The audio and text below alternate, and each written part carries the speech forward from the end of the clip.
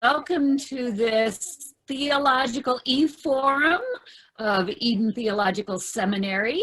I am Mary Schaller-Blofus. I serve as Vice President for Advancement at the seminary, and we are honored to have our 9th session of this series happening as we speak. When the COVID-19 pandemic became evident that this was a global pandemic, Eden Seminary faculty and staff committed to looking at each of our subject areas in light of this time and space. And so the progressive Christian movement during times of crisis and transformation is the series that has emerged. And tonight, we are pleased to be able to have our Professor of Constructive Theology, Dr. Damayanthi Niles, who will be our primary presenter. Damayanthi's new book, Doing Theology with Humility, Generosity, and Wonder, A Christian Theology of Pluralism, is new, and you can pre-order it now, and it'll be on your bookshelf August 4th. So we're going to be able to delve into some of that book.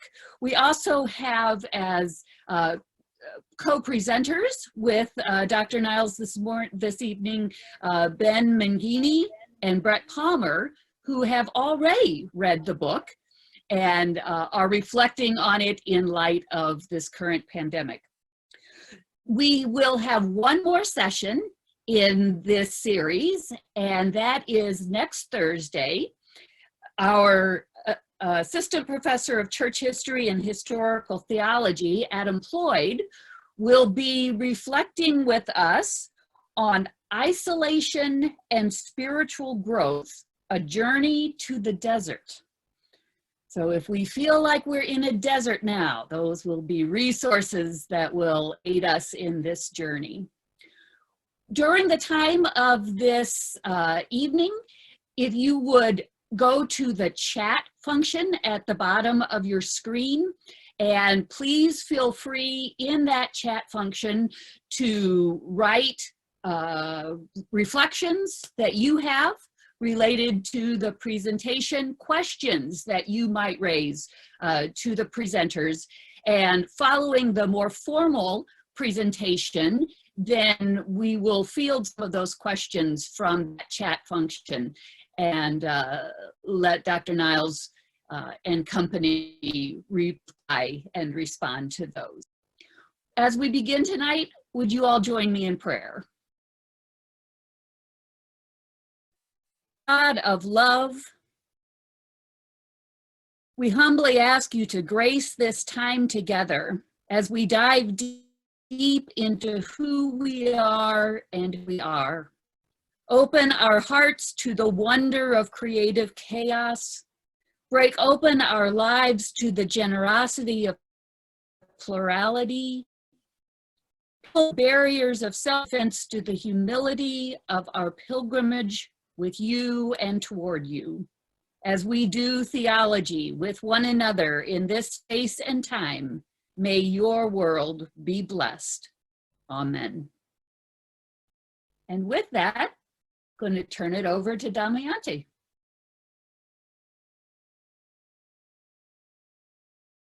There we go. Thank you, Mary. Okay, too many messages. I'm honored to be here. When I was asked to do this by Mary and Deb Krause, they said, why don't you share some of your book? And so I started there because, Ben Mangini and Brett Palmer, God bless them, have the early drafts of this book for a while to see if it makes sense. I'm not sure it does, but it's a place to start. So I asked them to search through the book and find questions that resonate with the moment of today. And what we've done is this, they said, they picked certain passages that ask a question in relationship to this passage.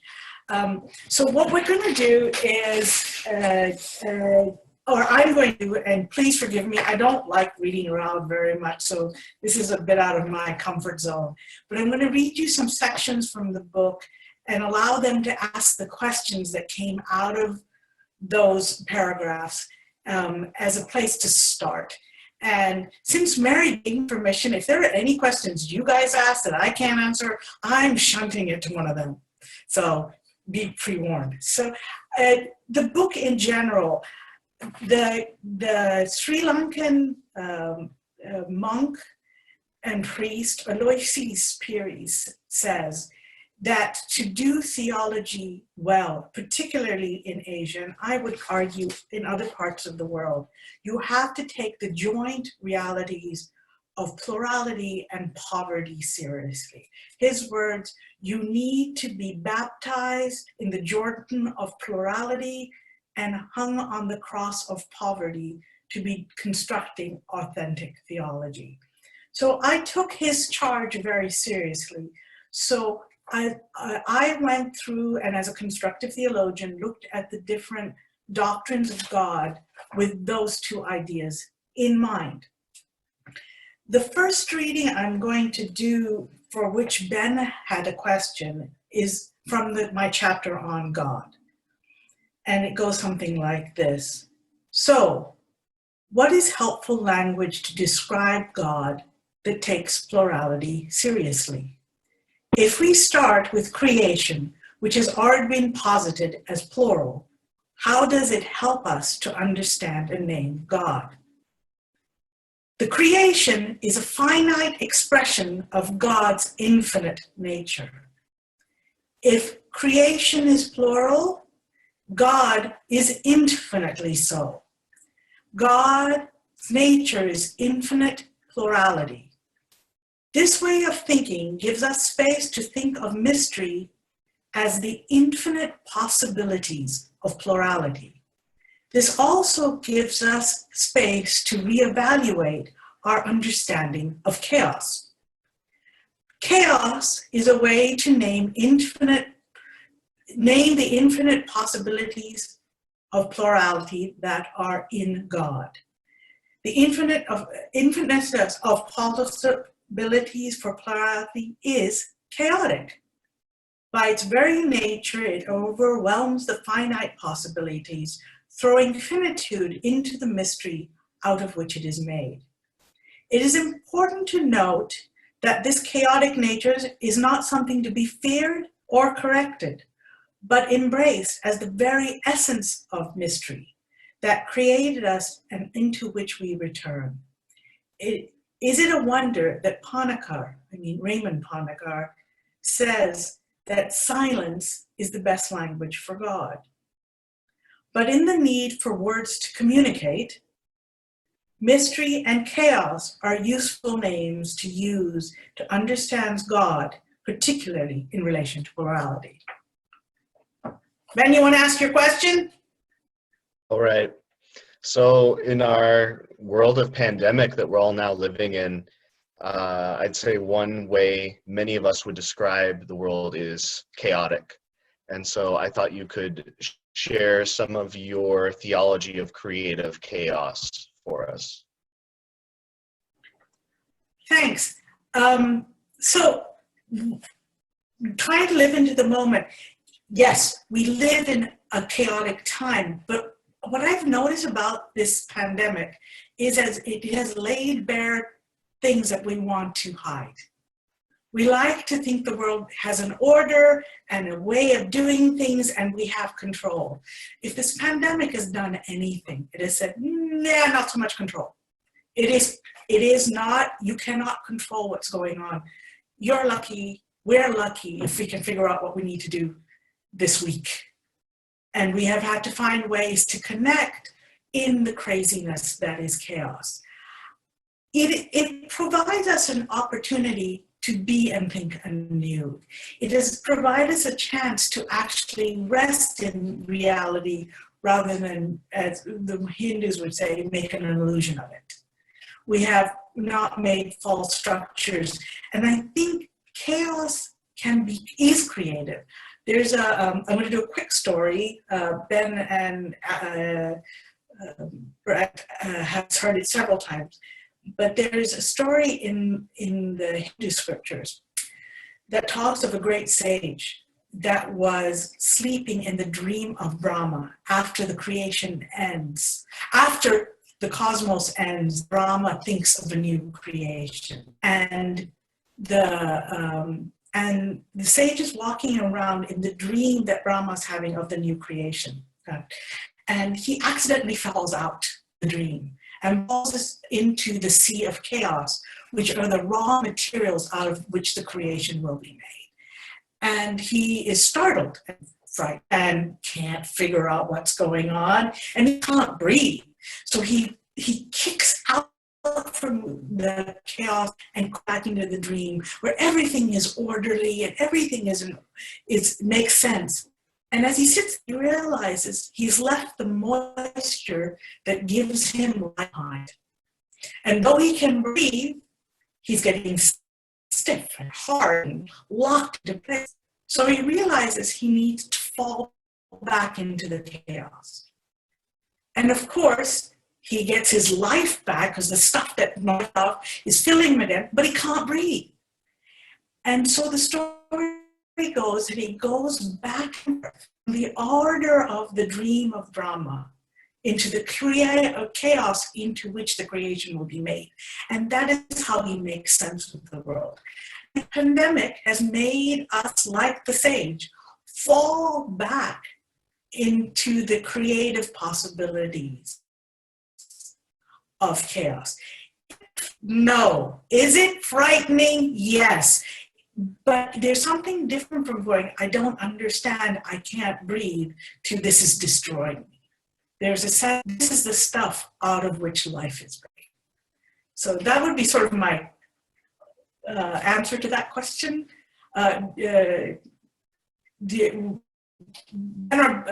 Brett, who passages, would you like to either add or question a little further? They're both looking at me like, all right, I'm going to go to the chapter on Jesus because it's something that Christians do. You got to do a little Jesus, so let's do a little Jesus. So from this chapter, if universal language is a problem for theology in general, how much more so for Christology, since this is the doctrine, because this doctrine is about how God becomes finite in context.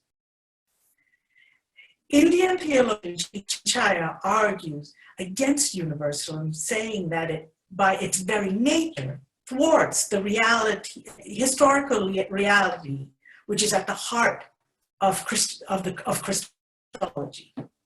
Why is it we abstract and universalize what we have learned about Christ among other peoples and turn it into universal ideological principles? We too often look at the work of Christ in terms of what it does for all.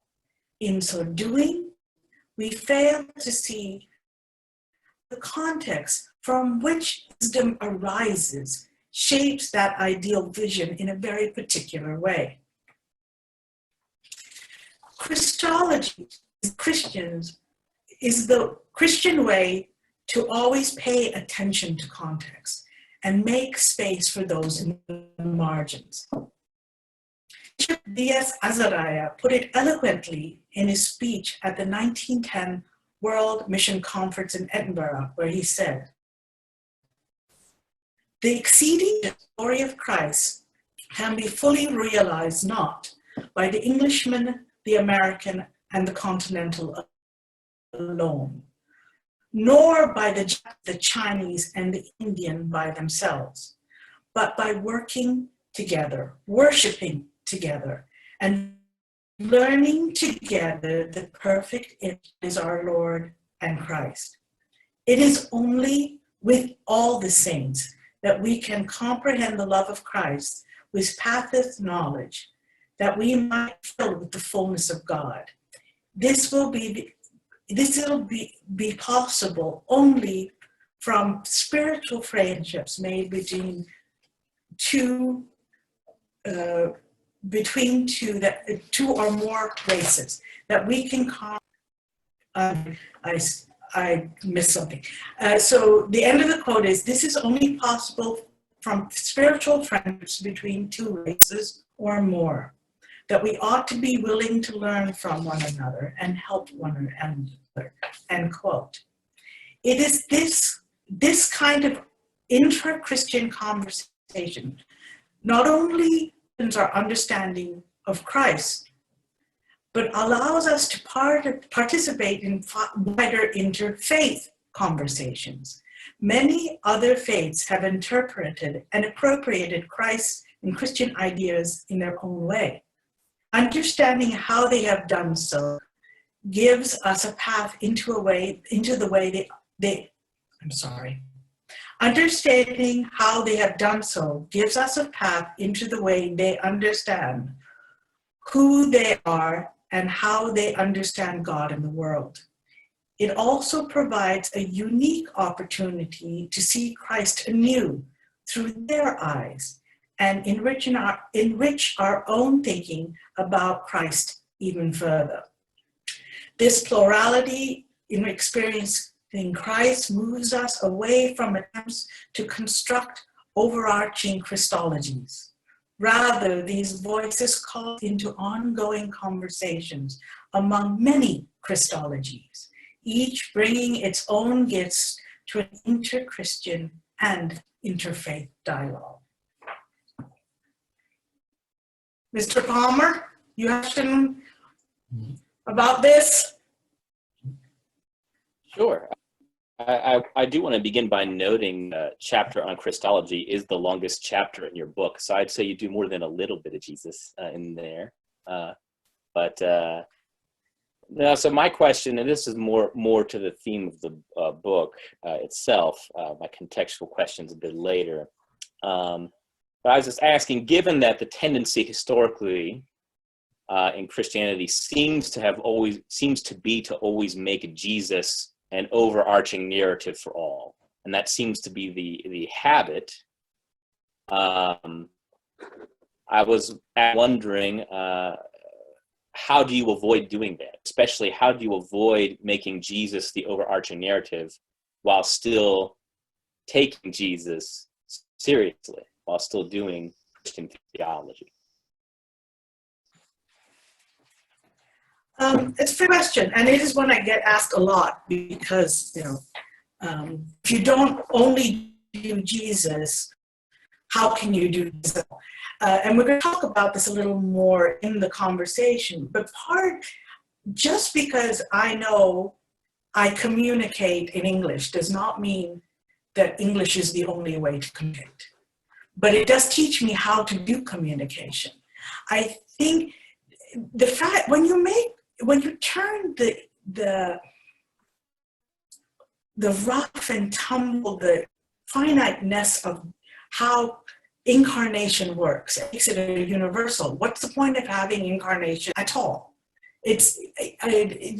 I agree with Chinchaya. If you don't look at the contextualization of Christ, it doesn't make much sense. And the point is, in that contextualized nature, when I see people in part of the world, Christians in India, talking about Jesus, particularly when it's in conversation with Vishnu and Shiva, and you go to any tea and Jesus is sitting there next to John F. Kennedy and Krishna, you're going, interesting. What does that mean? What are they telling me about who Christ is in conversation with?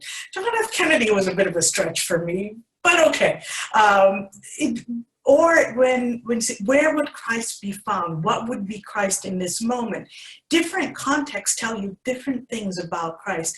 Ergo, different things about God and about humanity. And I don't want to ever take that away because it gives me, maybe I'm not a wise theologian. I'm really not really interested in how much is Christ human and how much is Christ divine. I'm I'm more interested about what does Christ look like and what wisdom does it give me. As you know, for those of you who don't know, Brett Palmer has been my assistant extraordinaire, and I've sent him everywhere looking at all sorts of things on this topic. And I'm very grateful to him for those pieces, but what I'm most delighted about is I never thought about Christ this way. And if it wasn't for my friends and scholars in Argentina, I would have known that. And so the hunger to see the multiplicity that Christ can contextually shape, because that's the incarnation I know, makes it much more possible, rich. So kind of my answer to that question.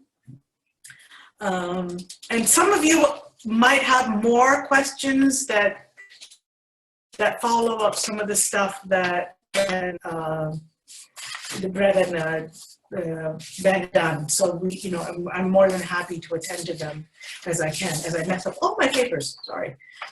So I'm going to do another piece. This is very critical to the way I attend my work, and it is also, as Brett knows, in the dialogue section, but I will read it. And it's really about an idea I call dialogical existence. My colleague and one of my mentors, Kwok Pilan, often talks about dialogical imagination. I truly believe we are going past an imagination to an ontological state, dialogical existence. Let me read a bit from this section. Kenneth Cracknell refers to the idea of pilgrimage up from the World Council of Churches Guidelines for Interfaith Dialogue. Pilgrimage is a useful word as it puts us on the path towards a particular spiritual end. On the way, we meet other people on their own journeys. We journey together for a time and share wisdom then from our own particular travels, and they share the wisdom from theirs. Sometimes their journeys are so compelling, we decide their pilgrim's path. Sometimes the wisdom of their journey just makes us wiser on our own, and we can do the same for them. The journeys are not the same, nor are the ends we're trying to reach, but we can still exchange wisdom as we walk along our particular pathways. The situation is much like backpackers traveling through Europe. We may not be going to the same place, but we may journey together for a while and share the wisdom we've gained on our way. Pleasant places we have rested. We share food and toiletries we've picked up. How we use the wisdom others share with us may be different from how they used it themselves. For example, someone may give us shampoo that we use and need as body wash. To access truth and wisdom requires a trust of one's conversation partners as exactly that. Partners in the unearthing and the perception of truth that without them would not come to being. This truth cannot be found in competition, but requires participation, reliance, and trust. Dialogue is not a praxis, but an ontological state, a state of being. It echoes what we've discussed in the previous chapter about God as a relational being. Relationships are not merely what God does, but what God is. Being dialogical is about being relational. God then is the ultimate dialogical being within God's self, and the cosmos is the truth that emerges out of that dialogue. Our very existence is dialogical. Dialogue describes our very nature. I think you had a question on this, right, Brett? I did. So I was curious, what you perhaps see as the application of this idea of dialogue and maybe even dialogical existence to how we might respond to the pandemic. And I'm particularly focused on these ideas. You talk about how the truth that emerges in an authentic dialogue is only one that can be found or that requires participation, reliance, and trust. And I would say those are maybe three things that we're often struggling in a lot of conversations to have right now. And so I was just curious how that idea of dialogue and dialogical existence, you think helps us understand how we might respond in a time of pandemic, where especially trust seems in short supply. Trust is in short supply, and when things are chaotic, it becomes less in supply. And part of it is responding back to the question Ben asked earlier about creative chaos, is if we can find the grace and blessing in this space, it is helpful. And the truth is we're not going to find it alone. I often find myself turning to others with other kinds of wisdom, whether it be the medical professional or the poet or the musician or the artist, about how do we find the grace in this space? How do you come at this that can let me see this in a different way? And what we have realized is the old ways of doing things are over. We talk about a new normal, but what we're finding is we need to find new ways of connecting, of being. So the simple old, may I say, singular narratives of how do we communicate, how do we do things, when we do this, it has to be done X way. Well, we can't do X way. So we now have to look to other spaces to go, how do we connect? How do we find hope? How do we become hopeful? How do we find the moistness and richness of this chaotic time that is still dangerous? Chaos is dangerous, it's frightening, but it's not fearful. It doesn't have to be. And I think it is knowing that I am who I am because I'm always in conversation that keeps me in conversation.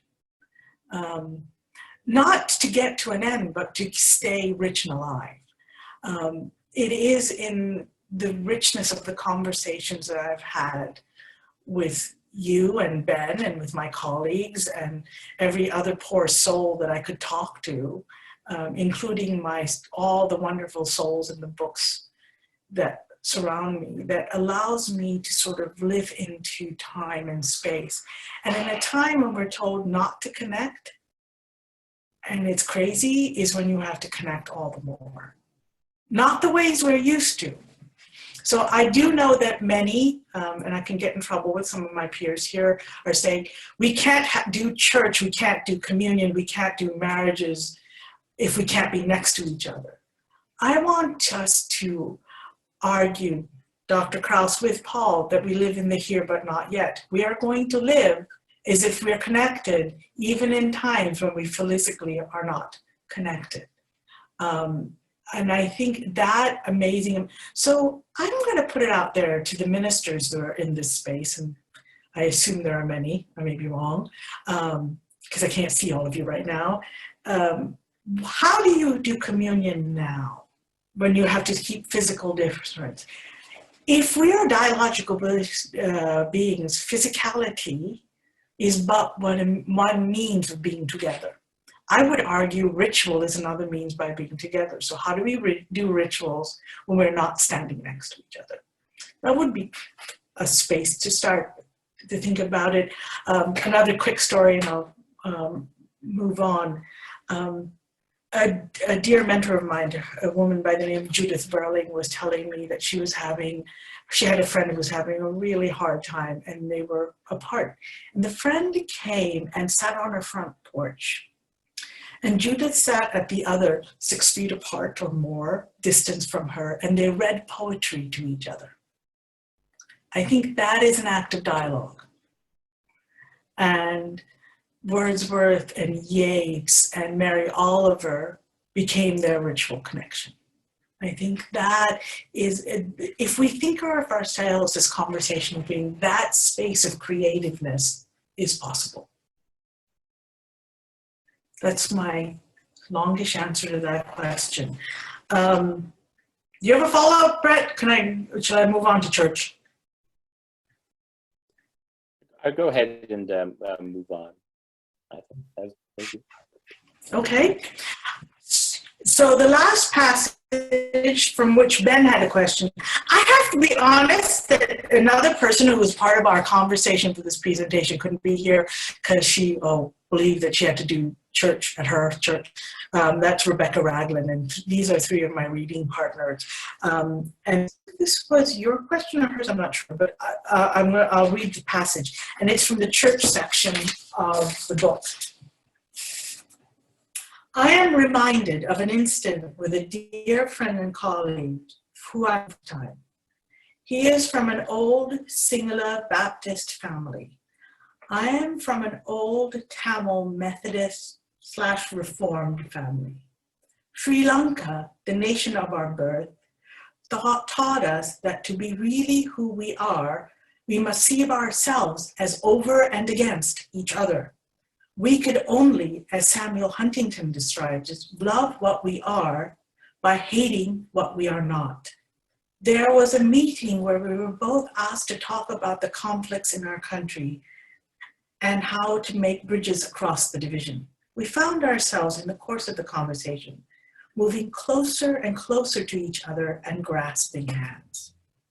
We realized in the process, it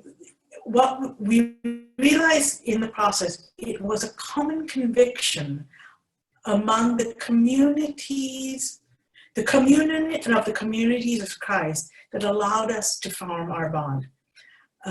Forgive me, reading my writing is not right, but we realized that it was a communion between our different communities that allowed us to connect. And it was a church that made that connection. We were a churchman and woman. It is this bond, even more than our shared childhoods at an ecumenical seminaries where our fathers taught, or a lifetime of sharing stories and experiences that were at the foundation of our friendship.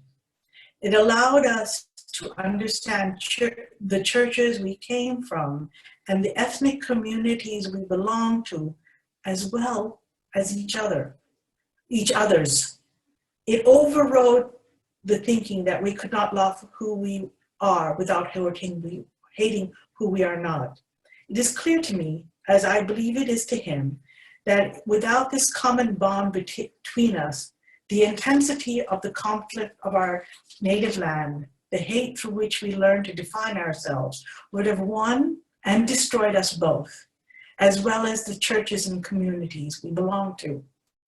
This is not a cheap communion that overlooks difference, but one that makes communion through difference, and in so doing becomes a blessing. In the making of connections through difference,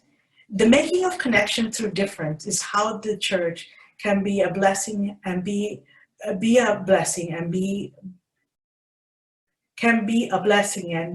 blessing is the function of the church.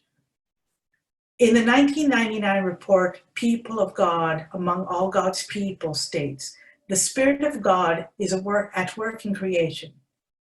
It is plural, and in its plural manifestation in all places where true healing, reconciliation, and restoration takes place. It is also the case that the God of the Spirit, as opposed to the Spirit of God, the God of the Spirit abides in and through the chaos that provides the breath of life to enable healing and reconciliation and restoration to take place. The church's function then is to participate in that activity.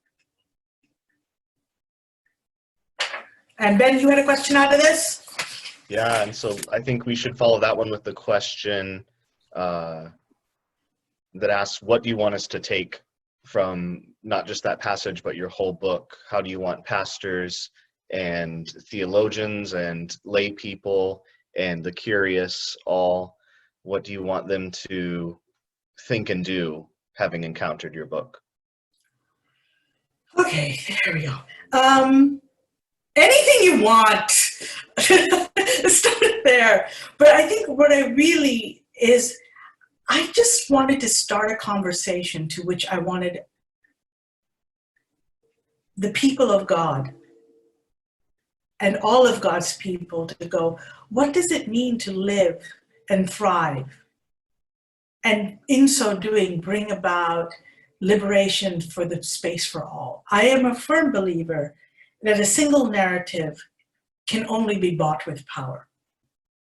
Multiple narratives, as terrifying as they are, allow for many voices to be heard and for all of those voices to be part of the cacophony that is the chaos, which is the stuff of life. And we've spent, well, I've been in, unfortunately, I, like my brother and sister with me, are 6 generations who worked in the church. So we know the job of religious orders is to tell you what we think and therefore everyone else should think, rather than to go, here's a gift that I bring to the table. What are the other gifts about us and how do we both get enriched by it? I think for me, until I started thinking about theology, not as the way to define an identity, but to say as a way to lean into exploration. I didn't find it life-giving. And I think what I'm asking is, as you look at plurality as gift and as liberation as our task, how do you then do your work? The gift of coming from where I do, which is Asia, is Christians don't have the luxury or what I would call the curse of being the dominant voice. So we don't have to hear those around us, and we have the poverty of not seeing the gifts they bring. So rather than trying to explain who we are, is to re-understand who we ought to be in relation to everybody else. I want us to imagine doing our work as part of a conversation rather than to explain the world. That's my bad answer to a really good question, Ben, I'm sorry. Mary, unless Ben or Brett have something to say, I'm happy to open it up to whoever else wants to speak. Great. So we've had some folks repeating things that you've been saying and wanting to emphasize and highlight some things that you've been saying, and then some interaction. I would say personally that to hear this conversation that leans into exploration, that I experience this as your embodiment of that kind of commitment. Plurality, dialogue, yeah, these are all extremely important things from my perspective as well. Christopher Ware, you've been helping us to think about some things here on the chat, and you mentioned a class you took that has the acronym JAWS, Jesus Around the World. Saying you renamed it JAWS? Yes, I did. That's not what I named it, just saying. Yeah. So Christopher, you're unmuted. Would you ask a couple of your other, make a couple of your other comments or questions? I mean, I haven't had the book, and I joined the conversation. Dr. Niles was, one of my favorite professors and pushed me in my constructive theology in very uncomfortable ways. And so, like I said, for me, especially coming out of African-American tradition, when she talks about, very high Christological focuses, and that was one of my struggles and one of my wrestles in constructing my own theology and coming out of my embeddedness. And Jesus Around the World, really just one of the things in there when you just talk about either Christianity in a Buddhist context. So either being a Christian, you first generation living in a Buddhist context, you're going to be influenced. Or if you were Buddhist and you converted to Christianity, you have not relinquished everything you ever knew and learned about Buddhism, and it influences how you do your Christianity. And walking through the library at Webster, there was a book on the shelf called The Dharma of Jesus. And I saw that book before the class, and I was confused and did not know what was going on. And when I took her class and began to learn a little bit more just about Buddhism and the focuses of it, then that book came to light for me of someone can be a Christian, believe Jesus is who Jesus is, but what is so important for them on the focus is, what did Jesus teach? What did Jesus say? And some people get caught into the person, but then they don't look at what he says. I think that's how we get some of these different, Christianities. I can look at this person and then say whatever I want to say, but what did he say? So that really helped me look at my own, and then look at Christianity in a Hindu context, in an African religious tradition context, and then just open it up to say my one way isn't the only way, and then to help draw people out of some of the historical embedded traditions of thinking about church and Christianity that they've had, and formulate their own that may not be simply what they had been given.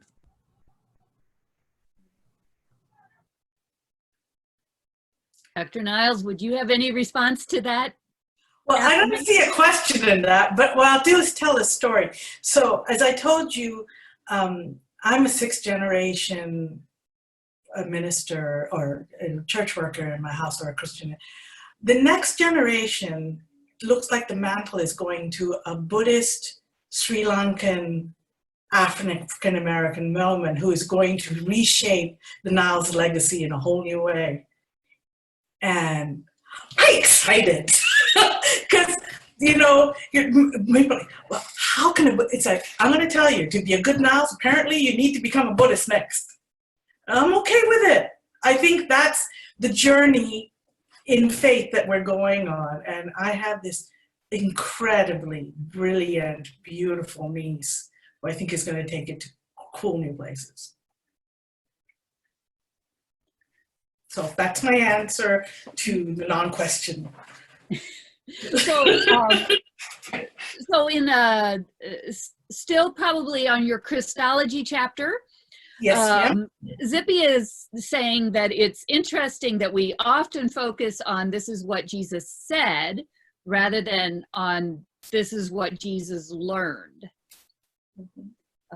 So do you have any reflections on Jesus as learner as well as teacher? I think I wouldn't even go to either. I go, this is who Jesus was. And I don't mean the divine or human. I mean, who was Jesus in this space? I am a theologian in that sense. I want to talk about being. Who was Jesus here? What was Jesus here? And who will tell you that is the people who are there, who are telling you about Jesus. I think that's and that goes to the dialogue, the conversations of Christology. I remember, now 11 years ago, wow, 11 years ago, I was in Sri Lanka and I was in a conversation. It was soon after the official war was over. That's a different conversation for a different day. And I was having dinner with a Hindu human rights lawyer. Both of us were Tamil, and he looked at me and he said, hey, who your Jesus was is about social justice. We need you to bring that to the conversation. Why isn't that in the conversation? Right? And I felt convicted by that this devout Hindu human rights lawyer was looking at my texts and looking at my Jesus and saying, this is who he was. I'm like, oh yeah, he kind of was, wasn't he? And that was for me a very powerful aha moment in that event. I actually got an applause from Krauss. I'm going with it. Well, this is such a rich conversation, and I'm going to draw us to a close this evening.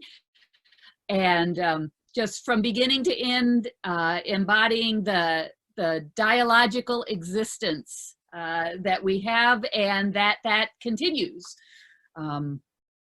I am struck by God is not just, relationships is not just what God does, but relationship is who God is.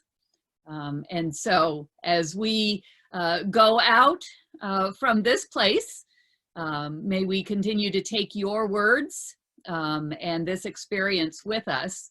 I do hope that everyone returns next Thursday as Adam Floyd reflects with us on spirituality in the desert.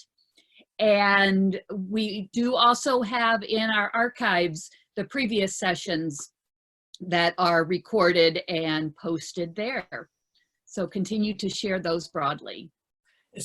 We thought the book was going to be out by now, but the pandemic managed so that there's nobody in the printing rooms to actually do the printing. If you want a Kindle version, apparently those are out. But I actually don't even own a copy of my own book at the moment. Again, you can pre-order, and it will come to you then as soon as it's in print. All right, folks. Have a good evening, and God bless you. Thank you for coming. Go in peace.